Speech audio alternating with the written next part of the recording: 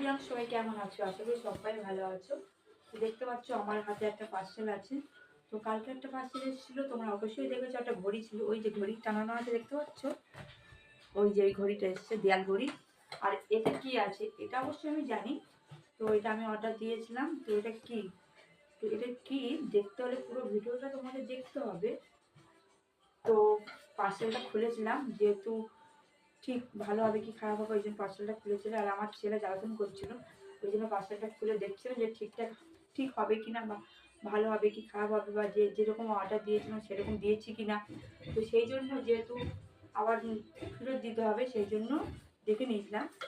তো দেখি আবার বার করে টকটক টকটক হচ্ছে। তো এটা কী, এটা সবারই প্রিয় জিনিস, সবারই বলতে গেলে সবারই প্রিয় জিনিস। তো সেটা কি তোমরা দেখো, সবারই এটা গুরুত্বপূর্ণ মূল্যবান আমি মনে করি।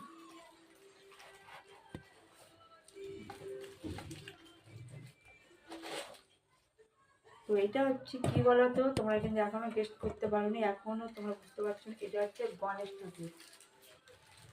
গণেশ ঠাকুর দোল্লায় দোল খাচ্ছে, দেখো দেখো, গণেশ ঠাকুর দোল্লায় দোল খাচ্ছে। তো তোমাদের এই গণেশ ঠাকুরটা কেমন লাগলো অবশ্যই কমেন্টে জানিও। দেখতে পাচ্ছ আমার তো খুবই ভালো লেগেছে, সেই জন্য আমি অনলাইনে অর্ডার দিয়েছিলাম। তো তোমাদের কেমন লাগলো অবশ্যই কমেন্টে জানিও। এটাকে একটু প্রতিষ্ঠা করতে হবে, আমার বরমেসে প্রতিষ্ঠা করবে। গণেশ ঠাকুরের প্রিয় জিনিস হচ্ছে লাড্ডু, অনেকে লাড্ডু দিয়ে ভোগ নিবেদন করা হবে। তো তোমাদের পুরো ভিডিওটা কেমন লাগলো, তার মধ্যে আমাদের গণেশ ঠাকুর কেমন লাগলো অবশ্যই জানিও। দেখতে পাচ্ছ দোল খাচ্ছে এরকম, দোল খাচ্ছে দেখতে পাচ্ছ। টাটা।